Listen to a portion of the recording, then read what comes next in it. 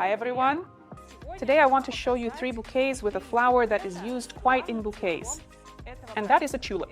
Today I chose it and I'm going to make 3 different bouquets with it. When you look at it, you get filled with something cool and vibrant.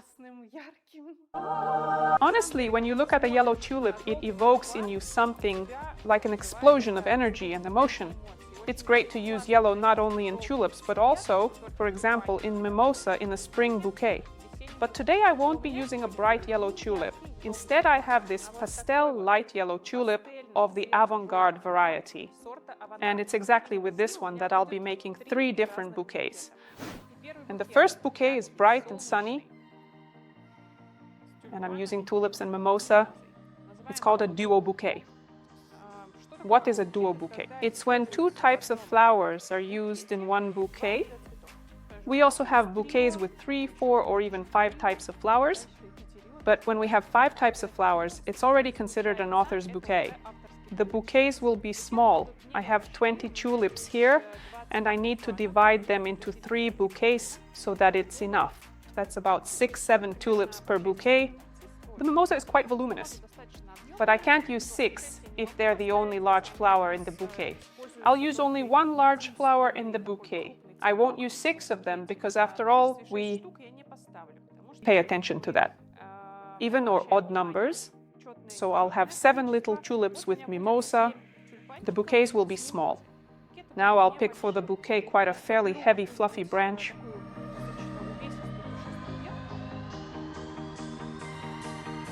There are certain nuances when working with mimosa.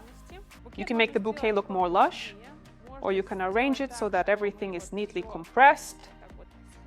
Let's lay down the tulips so that they're placed closely to each other, and with that, our bouquet will be complete. Or we can make it a little more lively. Our tulips also have a rather interesting shape. They droop slightly. There's a little space here, and I'd like to gently fill it with a tulip. Of course, we're assembling everything in a spiral. Look here. We have a mimosa that's leaning in one direction, so now we'll balance it out. We'll adjust this composition with a small high point or some support. On the other side,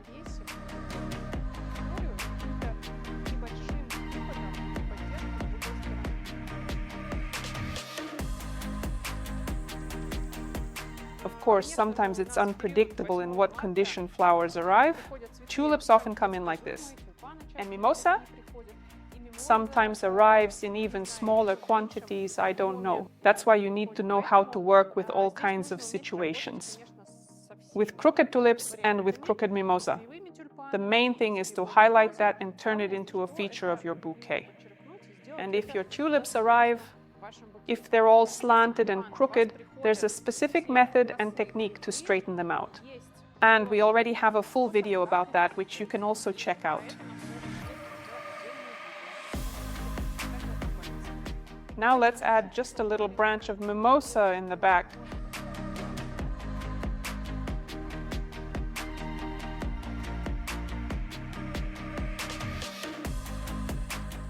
When working with soft stems, we often use anchor tape so as not to crush them. You can also use polybast or any other type of technical tape. The main thing is not to tighten it too much. Everything should be neat.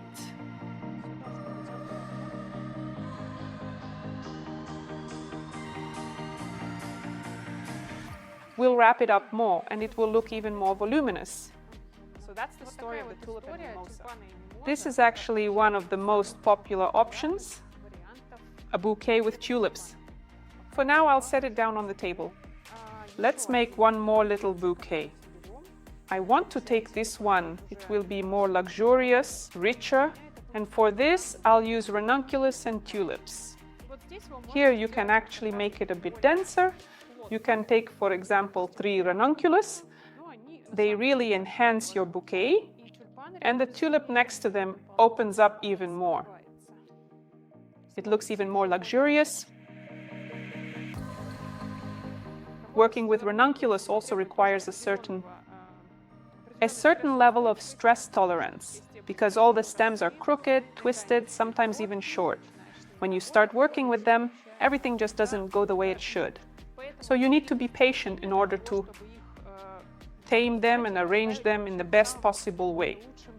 In this bouquet, I'll have 3 ranunculus and 9 tulips, which also follows the rule of an odd number.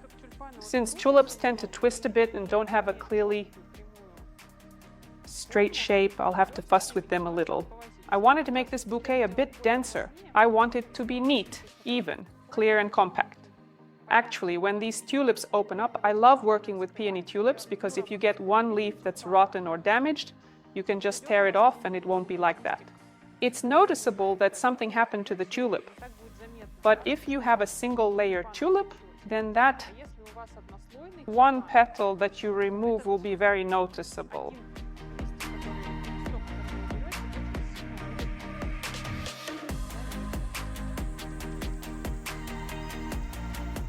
I'll try adding another sprig of genista. Let's see whether it will break up the composition or not. But overall, from the side of the ranunculus, if you place a sprig of genista, I like it. Maybe from the tulip side, a genista of a different color will look a bit too textured. It might be visually distracting, but from the ranunculus side, it will serve as a continuation of that color and add an extra tone. Overall, I like it.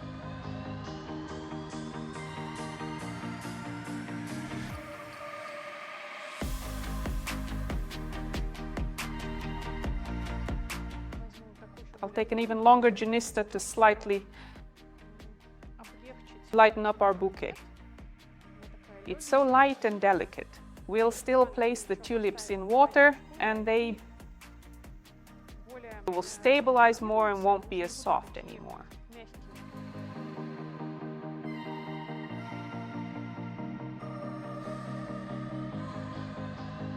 So I'll trim them and put them in water.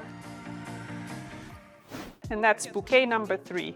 I'll be using daffodils, tulips, matthiola, and maybe also ranunculus to support the color of the matthiola. All right, let's start creating the bouquet. Let's make it a bit fuller than the previous ones. They were simple, short and small. Here, I want to play around with the height of all the flowers and make it like that. Maybe voluminous.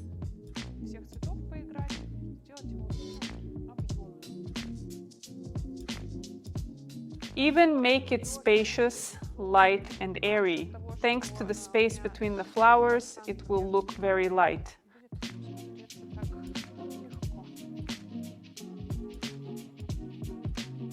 If you see a tulip bending downward, you can use it that way in your bouquet intentionally. Don't try to straighten it, it also looks great like that. It's interesting. I like it when some branches hang down. I arrange bouquets without any greenery or additional elements. I believe that in spring bouquets, especially those made of early bloomers and light flowers, adding greenery would make them feel heavier. Today my goal isn't to create a dense bouquet.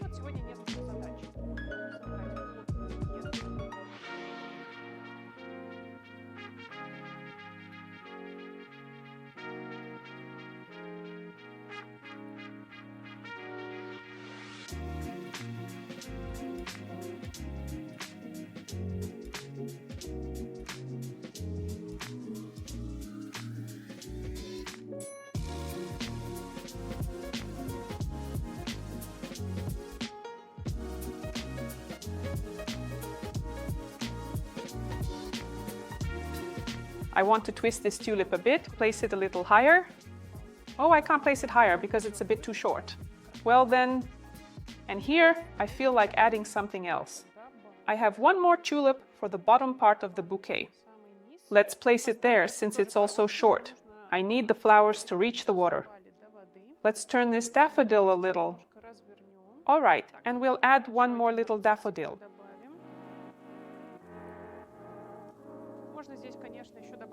Of course, we could also add some branches on the top here.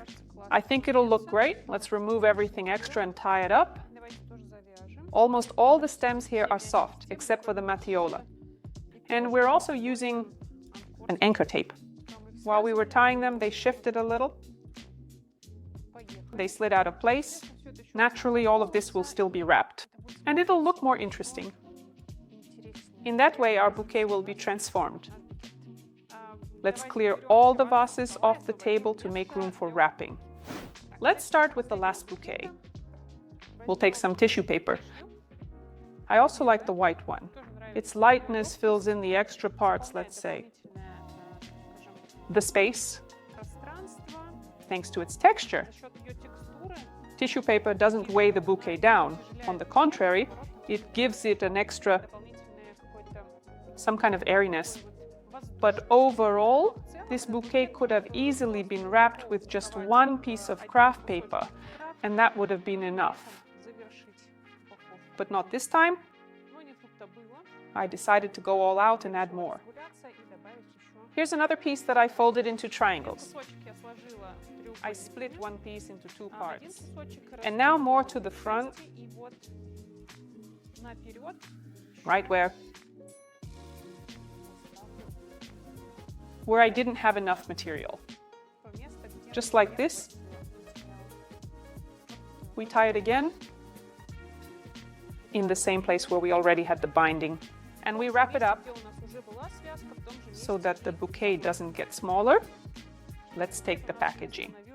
The most stylish one, in my opinion, the transparent one, which doesn't block or steal all the attention, but rather highlights the bouquet. In the past, we used to experiment quite a lot with different packaging colors, emphasizing, deepening, or intensifying certain shades. But now, in my opinion, everyone is leaning towards simplicity, where each flower should be visible and take center stage in the bouquet. That's why I chose a transparent matte wrapping. I took a piece and folded it in a random order.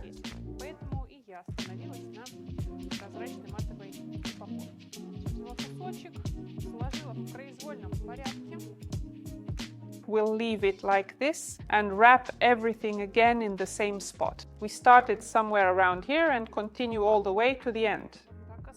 If you can manage to do everything with just one hand and only tie the bouquet at the very end, well then, you're just amazing. I must have some kind of magic,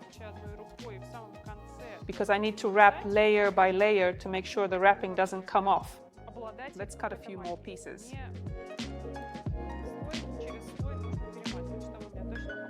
You can also arrange them in some random order.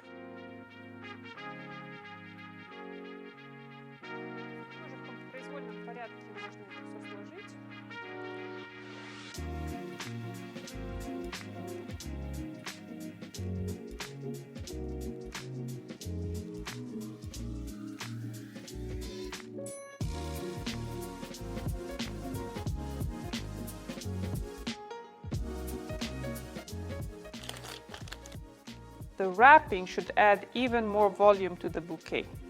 If you see that it's getting squeezed, adjust the wrapping, give your bouquet some space, and right here in the front, we'll need to add a small piece.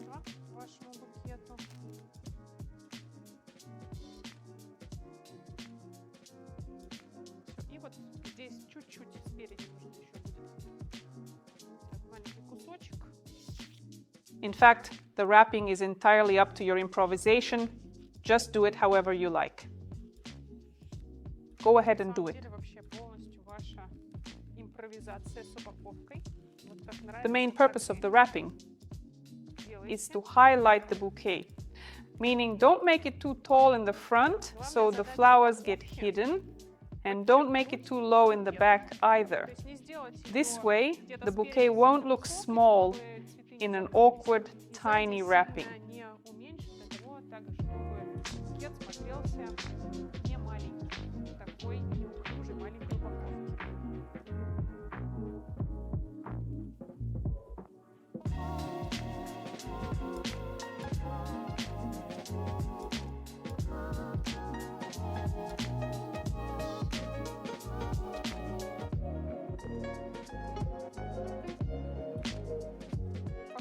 Let's wrap the second bouquet. This one has mimosa and tulips.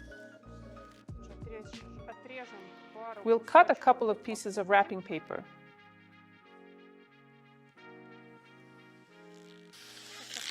And now we'll try to wrap this bouquet.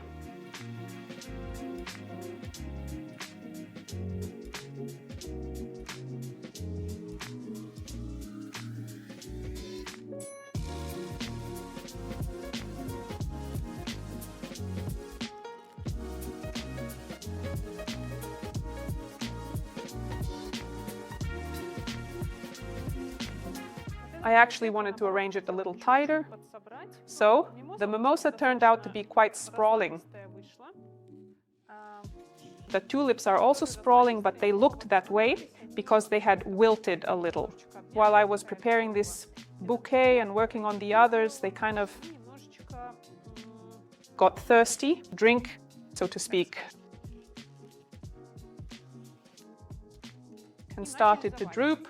So I gathered them together a bit, and the wrapping turned out a bit tighter.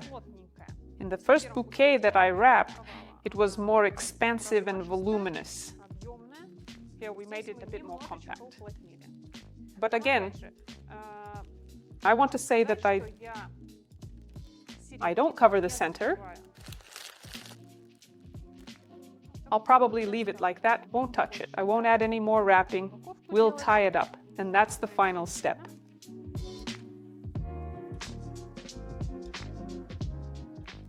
Let's set it aside. And the last bouquet. Here it is, all. Small, compact, and I decided to add something to it. Also added paper, tissue, and the wrapping turned out more rounded. The bouquet itself turned out like that. Yes, it's neither vertical nor asymmetrical, kind of a more rounded. Actually, thanks to its height, it's quite a complete bouquet.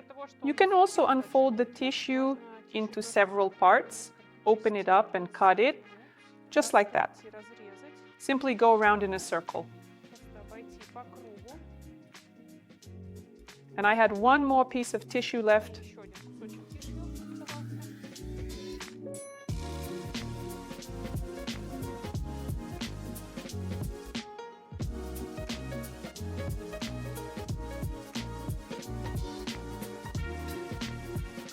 So we'll make the wrapping circular as well. I ended up with 3 types of wrapping like this. So what I'm doing now is measuring the length of my bouquet like this and placing it down. We look at it and lower it down. For you, the tissue paper. This is the stem, meaning the binding point. Here it is, somewhere around here, so we won't need to cut it off.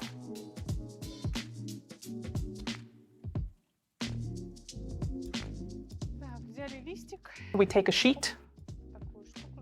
We make this kind of piece, folded but not completely.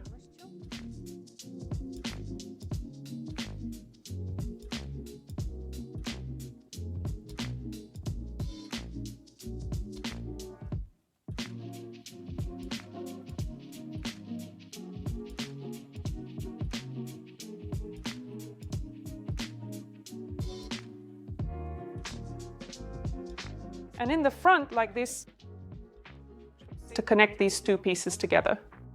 So this is how we fold the wrapping.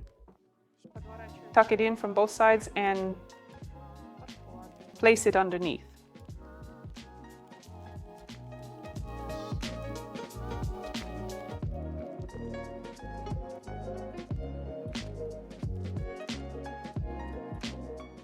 Lower the tissue paper. Now we can see where the wrapping is. Some parts are higher, some lower. Now we will finalize it and trim it. I don't like how it looks on this side. I'll cut it just a little bit again and then we'll tie it with a ribbon.